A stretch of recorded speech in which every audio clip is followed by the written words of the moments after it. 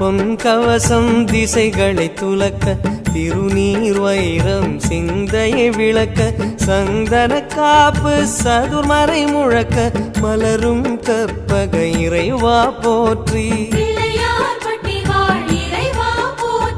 கலியுகம் காக்கும் கணபதி நாதா வலம்புரி நாதா அபயம் அபயம் அபயம் அருளும் இறைவா போற்றி